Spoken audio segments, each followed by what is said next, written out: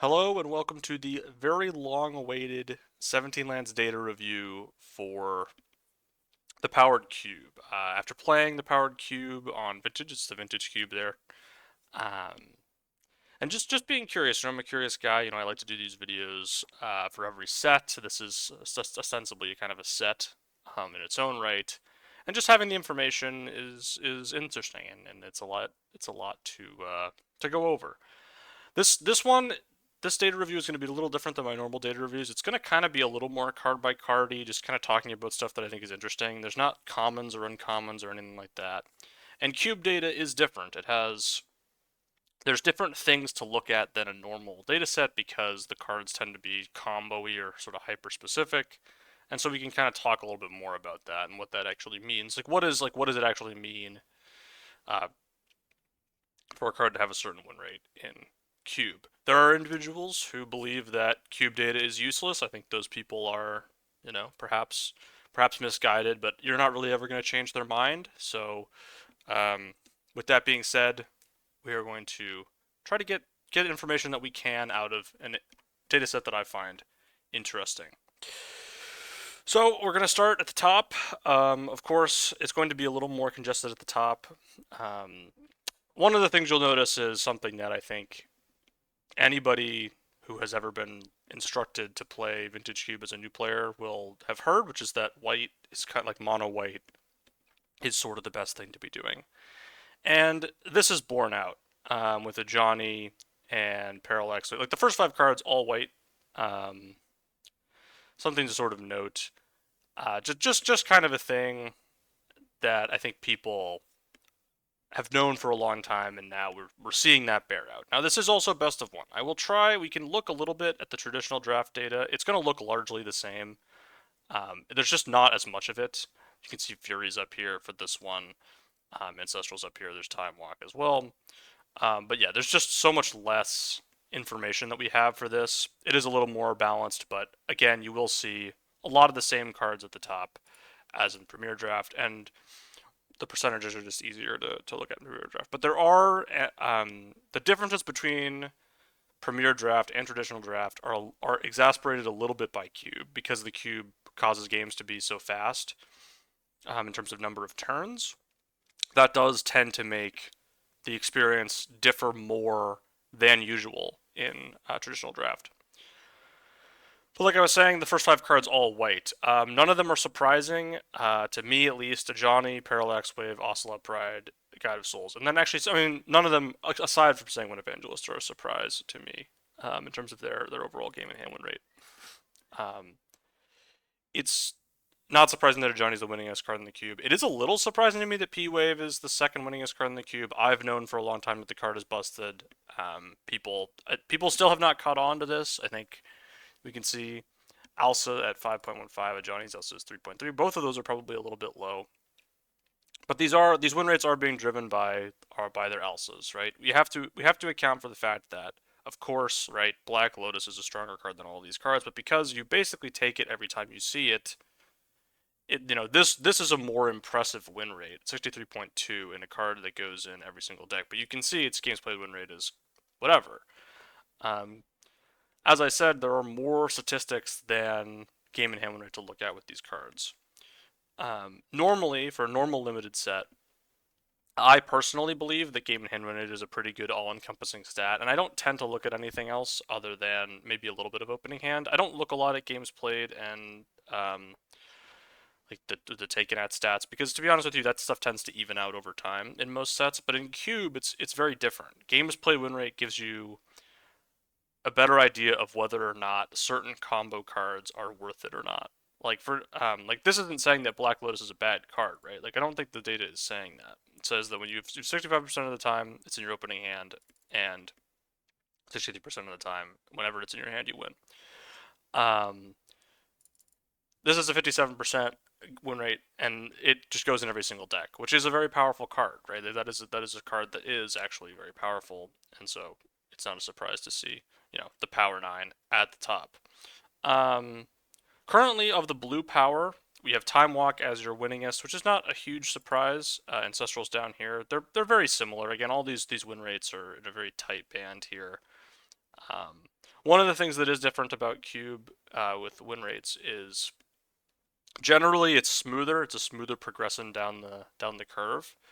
You don't tend to see as many outliers. A Johnny is actually kind of a huge outlier. It's a whole 1% higher than the next highest card. That is a little bit of an outlier. I would say that that is pretty significant actually at the top here because everything else you'll see again it sort of smoothly transitions down all the way through the entire cube, which is not necessarily true in all limited formats. Sometimes there are gaps between sort of like tiers of cards. But yeah, so of the Power 9, we have Black Lotus at number 1, Time Walk at number 2, Ancestral at 3, and then it's going to be all the Moxen. Um, here's Soul Ring, ahead of all of the Moxes, which is quite interesting. I want to see actually. Let me just go through all the Moxes. Right, we have Pearl, Sapphire, Ruby. Where is the other ones? The Moxes just like they just died. Here's Jet down here, 60, and Mox Emerald is going to be all the way down here. Moxes are great in your opener, even Mox Emerald, but of course, again, it is this is validating sort of the community's opinion on the Moxes, right? That the data has come in and it's said, okay, what is the worst Mox? Mox Emerald. Everybody kind of already knew this, and then Jet is the second worst. Again, I think that was consensus going into Cube. I think people mostly believed that. Um, I think Sapphire, Pearl, and Ruby were all sort of the top three. I think people would say Sapphire is the best one if you're a Cube like enjoyer. I do think Ruby and Pearl are buoyed by the fact that the red and the white cards are better than the other cards. Specifically, Pearl is probably like these three Moxes are dependent on your preference, right? If you're somebody who really likes to draft blue and do the blue stuff, Sapphire is going to be better. Um, if you're somebody that likes to play aggressive decks, Pearl and Ruby are going to be the better Moxen. Soul Ring comes out ahead of the Moxes, but behind the blue power. This is another take that I think people have had. People have sort of soured on Soul Ring over the years. I think Soul Ring used to sort of be seen as you take it ahead of everything but Black Lotus. I think now people prior to this data release were on the Time Walk at Ancestral over Soul Ring. Um, like Time Walk and Ancestral were more powerful than Soul Ring, and I do think that has to a certain extent borne out here. Again, the one thing with Soul Ring is it does leave you more open, right? It's a colorless card. It goes in every single deck, so you are kind of nitpicking between the Power 9 there. In terms of other fast mana, um, interesting things to talk about. We can actually just go to the colorless section here, just to kind of take a look at like how the fast mana is looking. Caracas is currently grading ahead of all of the powered except for Black Lotus, or all the Moxen except for Black Lotus. I think this is kind of based. Like I'm kind of in on that idea. Caracas is the best land in the cube. I do think this data set is a huge win for Caracas. I think people knew Caracas was powerful. I think people have been extolling the virtues of Caracas for a very long time, but I do think it was still underrated as a land, and I do think it continues to be a little bit underrated. I think that will maybe change. I think if this number were to get closer to 2, that would maybe be properly rated Caracas and its win rate would fall a bit, but I mean, I think some people do still see it as a white land, and that's just not really reality, right? Caracas is just a very powerful land, and it goes in any deck.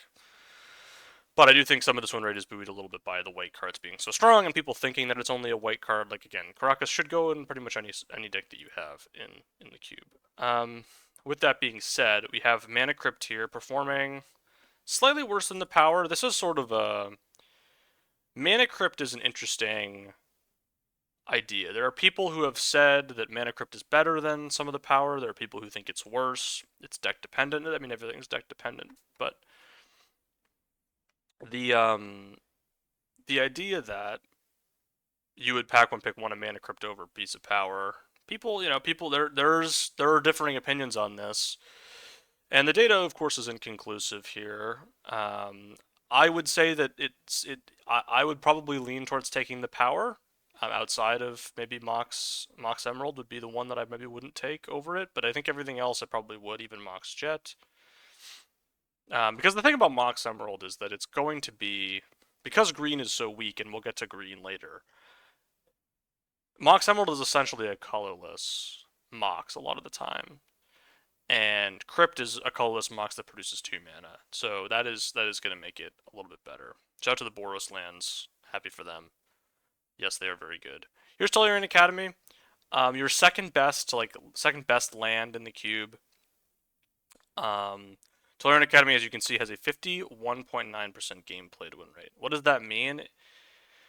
I mean, you can see this is where improvement in hand, which used to be called improvement when drawn, which is the name is a little bit better now in terms of what it actually means. This is where this statistic really kind of shines. Is cube is like how built around your deck is Tolarian Academy, and people seem to really build their deck around Tolarian Academy, and so when they draw it, they win games, and when they don't draw it, they lose games. Their games not seen win rate on Tolarian Academy is atrocious. So if you're going to be playing Tolarian Academy, you should be trying to have ways to sort of get through your deck and find um, lands. It's this is not like a novel concept. People have known this, but um, I do think because of the work that you have to do, I do think Caracas is the better land. And actually, Caracas has taken ahead of Tolarian Academy and is still winning more. So I mean, that is I do think this really is crowning Caracas here. I think Caracas is being crowned as your actual definitive best land in the cube, um, in the most situations, and so I think that is kind of cool. I'm happy for Caracas. Again, all the type lands. Arena of Glory is performing well too, and that doesn't surprise me. Plateau, obviously, again, all the red white stuff is going to do well. And here's Strip Mine. So here's the third land to talk about. Performing just fine, not a busted card. Taken maybe a little bit too high, or maybe a little too high. But in a similar space with Urza's Saga, which feels similar, feels right to me. Do we have anything else I want to talk about, like power-wise? Here's Mox Diamond. It's doing well. It's doing well-ish, considering that you have to discard a card to cast it. It's probably taken too high. Yeah, probably a little bit. I'd like to exclude the lands from here, but we are going to get down to. I wanted to look at some of the non-lands. Here's Candelabra. It's actually doing kind of okay. Shadow Candelabra. It's a very IWD card. Mox Opal down here. Not a surprise. Petal. Again, all the storm stuff is going to be kind of low. Mox Diamond performing a lot better than Chrome Mox. I suspect that this makes sense for a couple of reasons. One is that Mox Diamond fixes your mana and Chrome Mox does not. But this to me indicates that you probably just shouldn't be picking Chrome Mox that high. Chrome Mox has not performed well in either this cube or the Arena cube. And so I think Chrome Mox, I'm kind of just not a believer in Chrome Mox. I think Chrome Mox is not worth the squeeze. The juice is not worth the squeeze with Chrome Mox, and I would largely advise people to avoid it. Is sort of the information that I'm seeing here. I'm surprised to see Mishra's Bauble be this low. Um, it is a cheap artifact, and it just draws you a card. But this is again Mishra's Bauble. This is enough to sort of be like, I don't know, like you really have to kind of be all in on the artifact stuff to make it work. And I'm yeah, I did think Mishra's Bauble was a card you could just put in any deck. So that's what this data is telling me. This data is telling me that Mishra's Bauble, a card that I thought you could put in any Vintage Cube deck, you just can't. Like there are some decks, like if you're playing a normal deck, Mishra's Bauble is not good. You really have to have like a Luris Companion, or you have to be doing like a lot of artifact stuff. Mishra's Bauble is not just a good card, so that's something to keep in mind. Do I have anything else to think about? I am shocked that Zeranorb's win rate is this high. So happy for Zeranorb, but that is kind of a surprise. I'm Monolith. Some of the fast mana, and this is a little surprising that it's this low. I mean, it is taken like it's the next coming of Jesus Christ here. Two spell bombs next to each other, right where they belong, I imagine. And again, all things do sort of deserve context, but I kind of want to. I was looking for. Hold on, let me go to. Let's go to Mana Vault because we need to talk about Mana Vault. One of the things that the data has shown me is something that I've kind of always felt playing the cube is that Mana Vault is not that good. Mana Vault is simply not that good. I would advise people against taking Mana Vault. That is against conventional wisdom. This is something that conventionally has been one of the cards people really value, and you can see that by where it's taken at 2.3. And there's just no justification for that. The game's play win rate is low. The opening hand win rate, like if the opening hand win rate on Mana Vault is average, this is an average opening hand win rate. Like you win 55% of the time, as if you're a 17 lands user usually in cube. There's no purpose in taking this high. You should just not do it. I have found when my opponents play Mana Vault, what usually happens is they play a 5 drop and then they lose the game because I killed their 5 drop and then the Mana Vault just deals 1 damage to them for the rest of the game. That's that is a play pattern that happens a lot. Mana Vault is kind of a swingy card. Usually when you play it, you're going all in, and it just kind of seems like this. It's just not worth it. It seems like that calculus is not worth the thing. Again, it is a playable card. It's a perfectly playable card, but I certainly think that avoiding it is probably the best course of action at this stage. Library of Alexandria doing just fine. It is for a colorless land to win at average rate is totally fine. It is picked very highly, so again, maybe I do think you like the value of replacement on library is maybe not worth it. So that is something to think about as well. So I did want to talk about Mana Vault, but now we're going to kind of get into the bottom movers on Game and Hammer. Just to talk about some of the bad cards. The Eldrazi doesn't surprise me. Unlicensed Hearse doesn't surprise me. Endstone again. This is best of one, so Hearse is really more of a best of three card. I'm not gonna, its win rate is gonna be bad. It's a sideboard card. Fine. Endstone, not surprising. It just puts you to 10 when you play it, and there's a lot of ways to deal 10 in this cube. Field of the Dead. Portal is a card that obviously you don't really want in your hand. Usually you want to be tinkering for it, and so its games played win rate is higher than its game and hand win rate. Kind of a curious card for that reason, but yes, it is. It is a card that you want to be tinkering for. Usually, the channel is like another thing, but you don't really see a lot. Like the channel deck never has excited me. Sun and Rain Titan, like a lot of the big artifacts are gonna have bad game and hand win rate because again, you want to be tinkering for them. Most the Battle Sphere, the talismans are performing awful, which is not a huge surprise. All of the big like sneak stuff is performing badly, which again, not a surprise because it's a mulligan unless you win the game, and so sometimes you win the game immediately, and sometimes you mulligan. So that's mulliganing is really bad. That is definitely something to keep an eye on. Anything else down here that I really want to talk about? Here's Golos. I mean, not a huge surprise. Golos is really like if you have Tolarian Academy or Mishra's Workshop, Golos is like a card you should put in your deck, but otherwise I don't think you should play it really. People have differing opinions on this. Here's LED down here. Again, a card that's a combo card, so all the combo cards are going to be tough to like necessarily use sort of correctly. Jars down here, sure. Depths, yep. Pentad Prism. Here's Greaves. Greaves, so Lightning Greaves, I will say what this does say about Lightning Greaves is you basically shouldn't put Lightning Greaves in your deck. This to me is saying that you should basically never play Lightning Greaves because this win rate is too low for a card that is not a combo card. Like this is Lightning Greaves is just a straight up you put the card in your deck and you do the thing and that's it. So I would advise just not playing Lightning Greaves, even though I myself have played it. Batter Skull, not a surprise that that's washed. Only play this if you have the what's it called? I forget. I forget the name. This is a shops card, and that's it. Is there anything else to really talk about? Coalition Relic? Yeah, I don't know. Not all that stuff. Not all that stuff. Okay, so I think we've gotten through this. The talismans are largely not performing super well. We can look a little bit at the bottom of the game and hand win rate for everything. Lutri obviously not. Those are kind of weird. The companions are tough to evaluate. It doesn't surprise me that the Beanstalk is down here. It doesn't surprise me that Lane Tutor and Survival of the Fittest are down here. There's Tendrils, sure. You really need to be in on the Storm thing to be doing that. Seething Stone, another combo card. Souls of the Lost, shouldn't play it. Souls of the Lost is not a combo card, and its win rate is this low. Just not a legal card to put in your deck. You should not play it. Again, if combo cards have low win rates, you can play them if you have the combo and you have like a deck that's built foundationally around getting the combo to work. But cards that are not combo cards that are winning at 50% or sub 50% is just simply not acceptable. Scavenging Ooze, unplayable. You cannot play Scavenging Ooze in your deck. This win rate is too bad.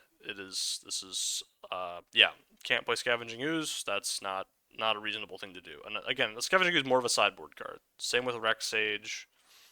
The house is a tanker target. Behemoth is kind of is like a crater is a natural order target. So you kind of know what you're doing with that. Exploration is pretty mid. I'm just gonna say it. Exploration is pretty mid. Fast Bond seems to have a role. Exploration, maybe not so much. Um, Mosswood Dread Knight, bad card. Just another one that's just not playable and not a combo card. Tarmogoyf, bad card. Sorry to say it. I am sorry to say it, but yeah, Tarmogoyf is not good. And people have known this. People have known this for many years. Tarmogoyf is not a good card. In 2025. Here's the cat. So let's have a conversation about the cat because I think even the best, even the largest cat evangelist would tell you that this card is probably one of the more overrated cards in the whole cube. I think even the people that really love this and think it's good would tell you, yeah, people probably play it too much.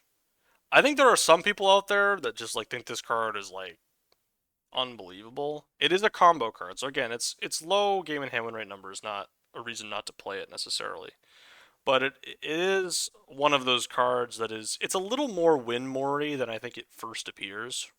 So I think a lot of spots, um, you really have to have the combo to make it actually work, and it's one of those cards that I do think people have a perception of being very powerful when the reality is it even in the deck that it's best in, it's not the best way to win the game usually. So that's kind of to me an indictment of just like it's also like not the type of card that I personally like. I'm certainly more of a cube mid-range gamer. I'm not a combo guy. So for me, it's a card that I've never really liked, but I've put in my deck sometimes, and every time I put it in my deck, I regret it, type thing. So it's definitely not the type of card that I am prone to enjoying. Jadar, another card that just seems to be awful. Not a combo card. Crop rotation, similarly, you don't want to play crop rotation. So here's Rafellos. Yeah, this is not a. First of all, seeing Rafellos in this spot is not a surprise, right? Rafellos, I think, has not been very good in the cube for years at this point. Obviously, the ceiling on Rafellos is you play it on turn one off of like I don't even. I mean, I guess you could like Mox Emerald and then Rafellos, and then you just like I don't know. It's just like what does it actually do? Like what does it actually do? Like you go forest for Fellows, and your opponent has already played like a 3 drop, and then what? Like you're just like you're tapping for like it's just not a powerful enough thing to do. Fnatic of Ronas does what Fellows does, but better in every way. Um, I would take Rafellos out of the cube. I think having a vintage cube with Rafellos in it at this point is probably not the wisest. It's probably not what the wisest, and it doesn't. It's not going to surprise anybody to hear that green is the worst color in Vintage Cube. Statistically, everybody knew this. It's funny, right? Like when the data comes back and it says, yeah, green's the worst color and white's the best color. The community at large, even the people that are anti-data, those people are going to be like, yeah, that makes sense. And then when the data says, hey, man, maybe Displacer Kitten, you probably don't need this in your deck. Those people are going to be like, impossible. This is blasphemous. I'm just you know what I mean. It is people do like to confirm their biases. Um, Anything down here I really want to talk about? Probably not. There's probably not that many like exciting things to talk about. Highly evolved. Um, yeah, black of course I think is. I mean we can go color by color. I think let's go color by color actually. So I think white is going to be your hello. White is going to be your consensus best color, and the data does indicate this. Um, Sanguine Evangelist being your fifth highest winning card is a lesson in interpretation. So the reason it is winning so much, despite the fact that nobody before the cube coming out would tell you that it's the fifth best white card in the cube, and nobody would tell you that now.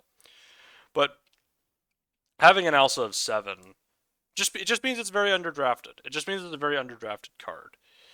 It's a good 3 drop. It's probably one of the better 3 drops in white, is what this is telling me. Do I think it is better or worse than Adeline? It seems like it's probably on around the same tier as Adeline, is kind of what this is saying to me. Adeline's drafted a pick and a half higher, um, and that's why its win rate is 2 ticks lower here. Like that's kind of the end of it, right? Mother of Runes is drafted pretty high, although surprisingly not as high as Ocelot Pride. This is weird because Mother of Runes, apparently Mother of Runes is worse than Ocelot Pride. But I wouldn't have thought that going into this, although it is a card that just kind of dies to removal and it's just a 1/1, but it's still a good card. Elspeth Stormslayer, definitely a powerful card. Definitely feel like it's one of the best white cards. Um, yeah. But yeah, just a lot. White's just got depth. Kind of sad to see Swords down here. Swords is my favorite card. It is if you look at Alsa, I think it is the highest drafted white card. And I would probably not take it over a Johnny. Like I would before going into the cube, I would have, but now I think that we've seen this. I don't think that's justifiable anymore. Swords is good. I love swords, but swords may indeed not be the best thing for this cube. Is what this is indicating to me. But White's just got all these good cards. It's just got all this stuff. Thraben Spectre ahead of Solitude in games and hand win rate. Something to think about, but again, kind of a lesson in value, right? Thraben Spectre at 8, taken too low, presumably Solitude at 4, maybe taken adequately or maybe even a bit too high. Here's Remand. Happy for Remand. Is there anything that I really want to talk about at the bottom here? Sure, there's something. Enlightened Tutor we sort of know about. Here's Wrath of God, sure. Get Lost, that's not a surprise. A lot of Wraths down at the bottom. Wrath of God, maybe just not the thing that you care so much about in this cube. Baze is down here. Shut up, Balance. Balance is a card that you really got to build around, and so the fact that Balance is a 55% win rate actually speaks pretty highly of Balance, in my opinion. One of the things that it says about Balance is that it is the best Wrath, right? It's better than Wrath of God, it's better than Sunfall. I don't really think that was super contentious of a take. Um, before this cube, before this data came out, I would say that people were largely on board with that. And Balance is a good card, and the fact that it's winning at 55% despite being kind of a combo card, I do think speaks to its power level. But it is a card that you know, you do kind of need to build a little bit around Balance, and it's not an easy card to play with. So that's kind of the reality with Balance. Is there anything that's like really super surprising? No, I think the rest of this is pretty normal. I will take a look at the else's really quickly just to see um, where things kind of shake out here. I do think Solitude could afford to be dropped a little bit. I mean, I think I would take Felia over Solitude now, knowing this information, and yeah, I mean Solitude I've had. I mean, this is again still a crime that Parallax Wave has taken. It's like the 10th. What is this? 11th highest drafted white card on Except I don't never. Parallax Wave has been underrated for many years. It is kind of crazy to me how strong it's performing in the game and hand win rate data. I thought that Parallax Wave was going to be one of those cards that like was still going to be underrated after this. I don't think so anymore. I think people are finally going to get the joke with Parallax Wave. So that is one of the big surprises of this cube. On to blue. So obviously the two best blue cards are going to be the Power 9.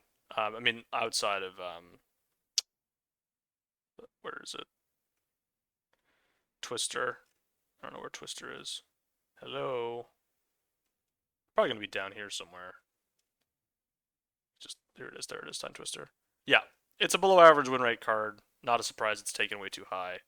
The draw sevens are all just kind of whatever. Again, they're combos, right? The draw sevens are combo cards, and you need to draft a combo deck when you have them, and people largely don't do that. So let's go sort of talk top to bottom here. So Mana Drain Tinker. So Tinker has a 58% game win rate. Hand win rate. Its IWD is really high. The game's played win rate is 51. Tinker is a combo card. If you draw your Tinker, you're probably going to win the game. If you don't draw your Tinker, you're probably not going to win the game. Same with Flash. They're very similar cards. When you draw them, they're good. When you don't draw them, they're bad. Usually, you're building your deck around these cards. This highlights the real need to have ways to tutor for them or to just have ways to get them into your hand because they actually do win you the game a lot of the time when you draw them. They do the combos do work. Like you can win games with combos in this cube. Like this is certainly a very very high win rate for a card that does nothing by itself. Force of Will up here at 57. It is maybe a little overdrafted at this stage. It is better than Remand, but not by a huge margin at the moment. Shadow Mystic Confluence is in here. Tameo, Lapse, a lot of the counter spells. Quantum Riddler, but not a startling performance for blue. Blue sort of coming in at third best color data wise in terms of win rates, which again is not a huge surprise. The aggressive red and white colors are going to just be a little bit better, but um, Upheaval performing kind of quite well, although it is another one of those sort of like combo-esque cards. So anything that's performing like really badly that I would like to talk about? Frantic Search. So Frantic Search, unsurprisingly, is a card that only goes in the most combo-y of combo-y decks, and I think people are putting it into decks that are not that. It's taken very highly. Cruise. I'm surprised to see Treasure Cruise down here. But it is a tough card to use for sure. Mystical Tutor, I don't. So Mystical Tutor should only be in your deck if you're tutoring for Tinker or a piece of power. Like this is a card I do think people put in their deck too much. If you're Tinker, if you're Mystical Tutoring for something that doesn't win you the game, you're going down a card and you're probably going to lose. So that is something to keep in mind. It's the same with Vamp. Um, Time Spiral is a 6 mana draw seven. The 6 mana draw sevens, not super surprising to see them down here. Again, it's very combo-y. I'm a little surprised in Drain Curiosity's down here. It's been a fine card for me. Trinket Mage. I'm a little surprised Trinket Mage isn't lower. Probe is down here. Probe goes in any deck. Probe is interesting. Probe is an interesting one because it might be bad, guys. Starting the game at 18 might be bad, guys. I don't know. Man. Gitaxian Probe is looking a little mid at the moment. It's looking a little mid. Now again, it scales with how good you are at the game, right? Knowing your opponent's hand does scale with your play skill. So, something to keep in mind. But I would say that even probably the best players are overrating it a bit. Surprised to see Snapcaster this low, although again, it is kind of one of those like historically powerful cards that people just want to put in their deck when even maybe they shouldn't do that. Trainer I've liked more than this too. Time Warp. Anything else I really want to talk about here? Here's Brain Freeze. Yeah, combo card.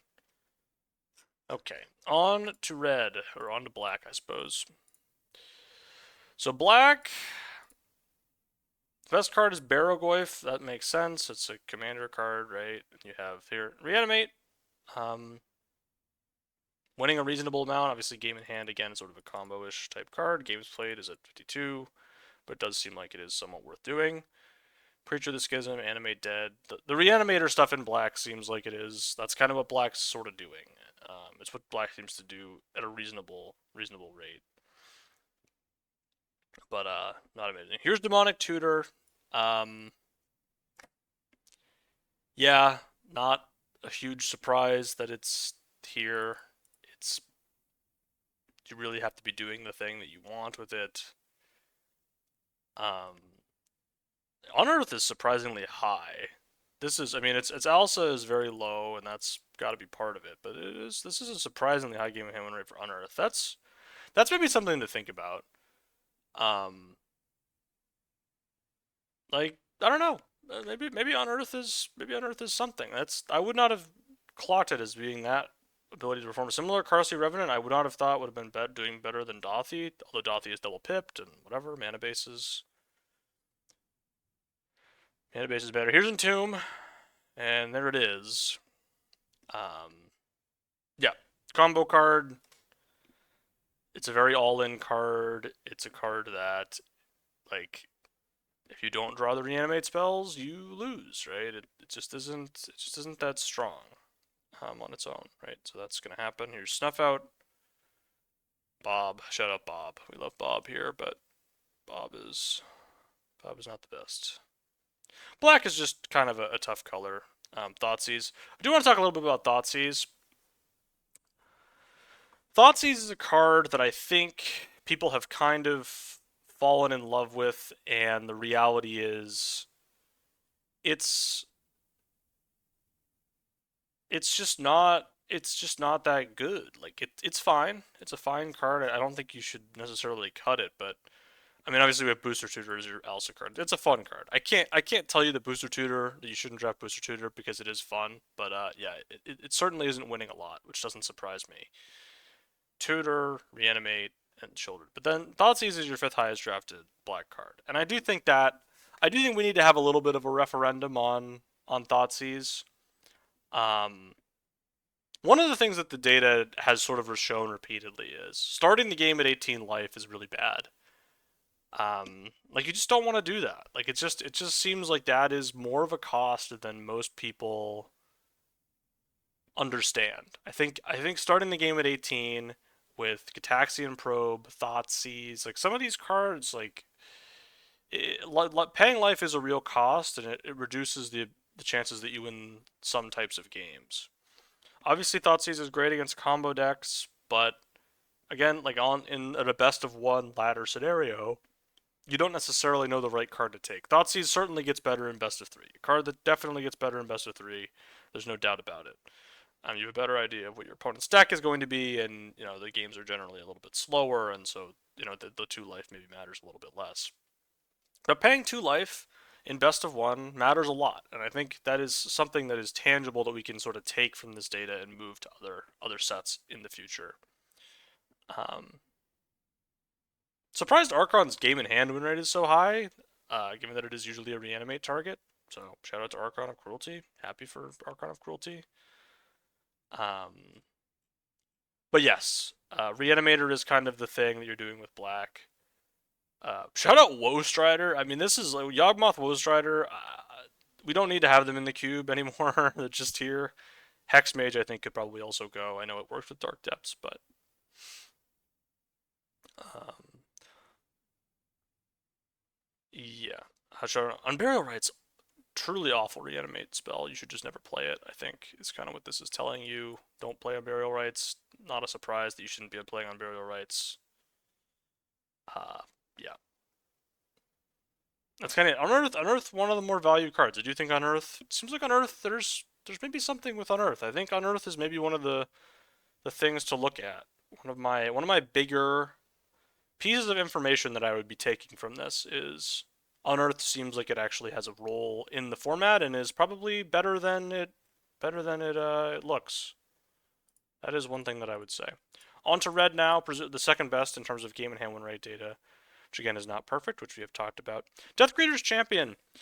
A surprise. A surprise number one card. It's basically tied with Broadside Bombardiers, and if you go by opening hand win rate, Bombardiers is ahead, so whatever.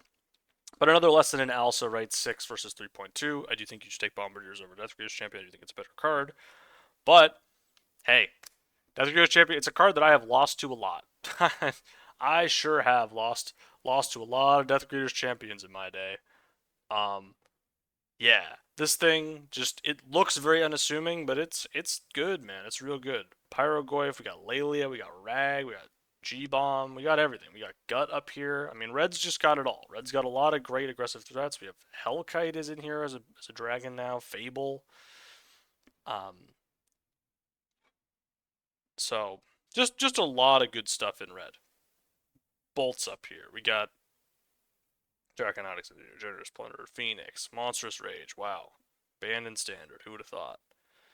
Fiery Confluence is up here. Inti's up here. We just got it all. So red. I mean, there's not a whole lot of like interesting stuff for me to talk about with red in terms of like stuff you shouldn't take. Atali's a reanimate card. A Wheel of Fortune kind of sucks because it's a combo card. Sneak Attack. So Sneak Attack is probably the card that suffered the most from the things that weren't able to be added. Um, because they didn't add Through the Breach. Now, Through the Breach would not have had a good win rate for the record, but they couldn't add it to Arena because of Splice onto Arcane, and I don't fault them for that. It just kind of is what it is. Like, you don't want to have to code Splice onto Arcane into Arena. That seems like a nightmare. But yeah, the sneak attack decks are pretty bad now. You really, especially in best of one. Again, it's another card that suffers a lot in best of one, where it's really hard to do stuff that's fast enough to keep up. Even Galvanic Blast is at a 55. Like, red does not have that many bad cards. The floor of a red card in the set is higher than that, I think, of even of any other color. I'm surprised that DRC is so low. But all the red ones are mostly kind of not performing super well. Interesting.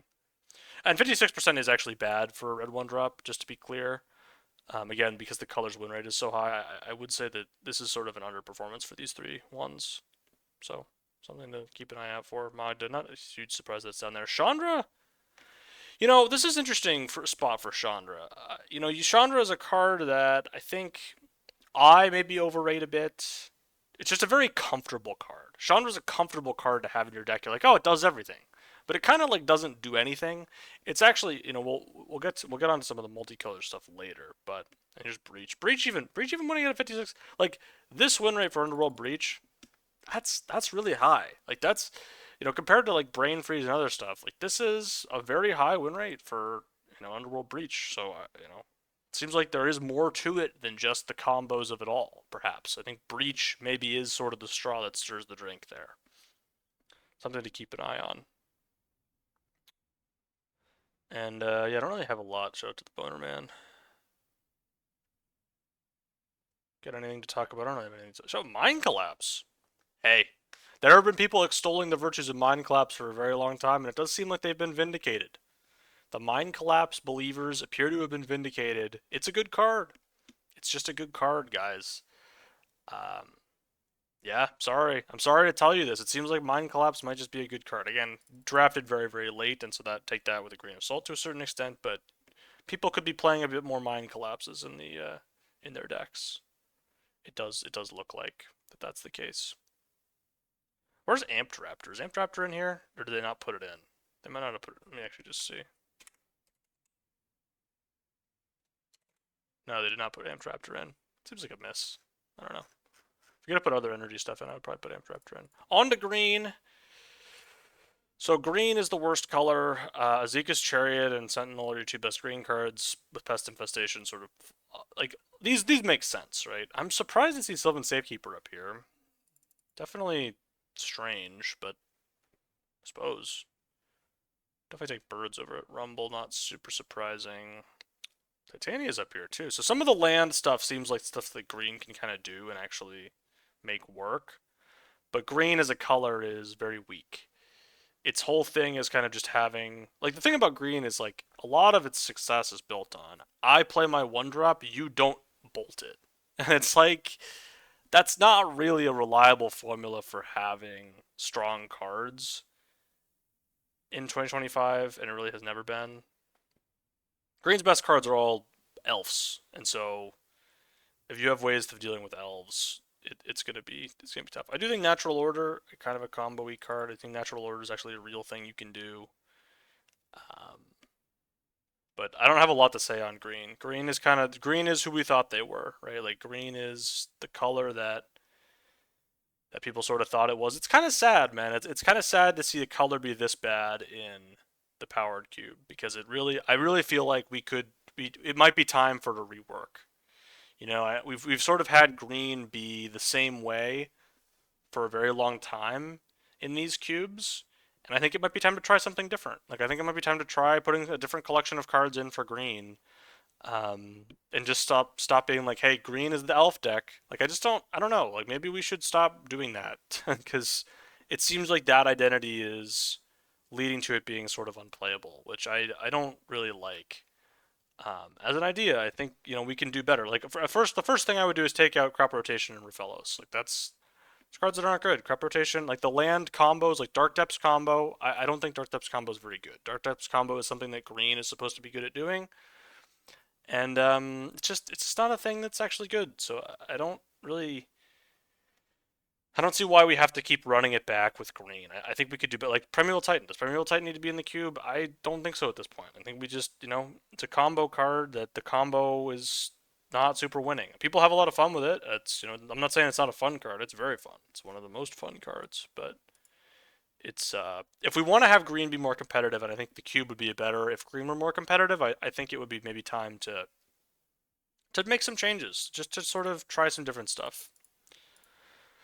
Okay, on to the multicolored cards. And I want to give a shout out to all of the Showdown of the Scalds believers. This is a card that has been underrated for a very long time. It's at 773, which is way too low. It is a Boros card, and obviously it's buoyed by Boros' win rate, but it's similar to Flage and Comet.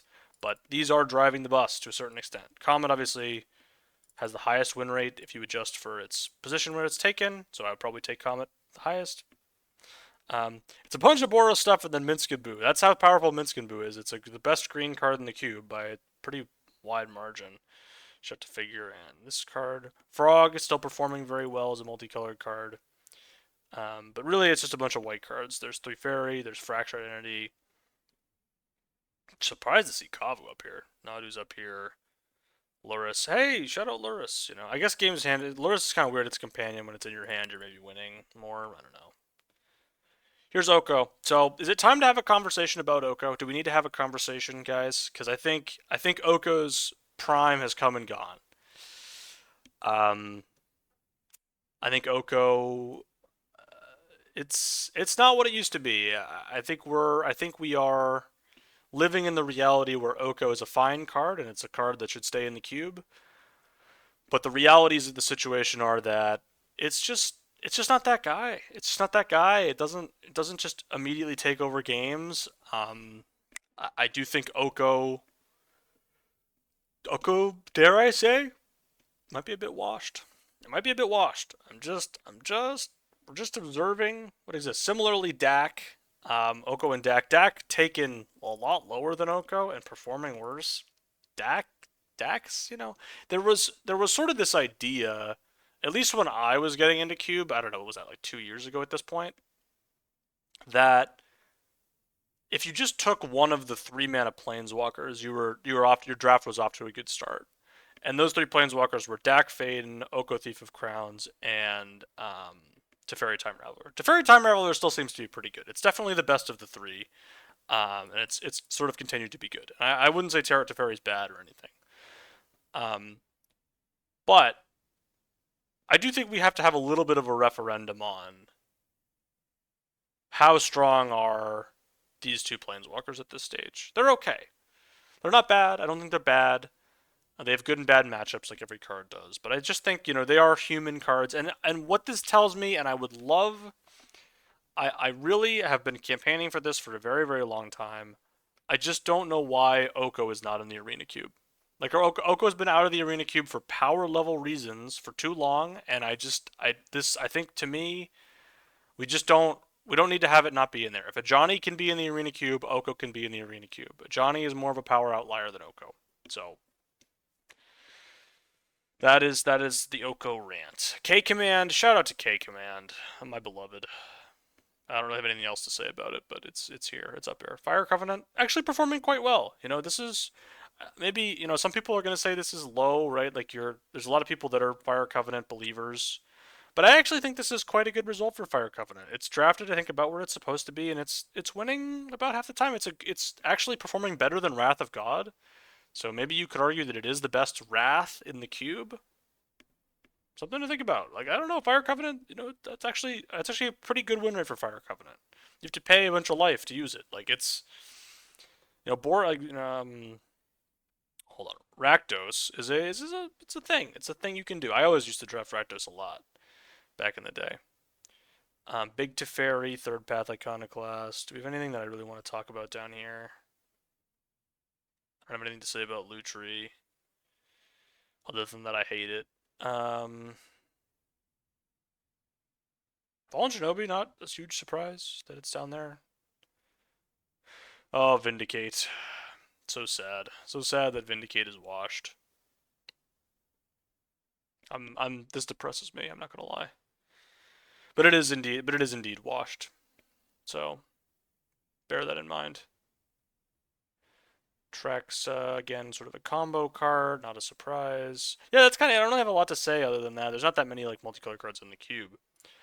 Um, I think that's it. I think that's all I got. That's all I got on this Cube 17 Lands data review. We sort of went through a lot. We talked about sort of the whole shape of the cube. Um, I really,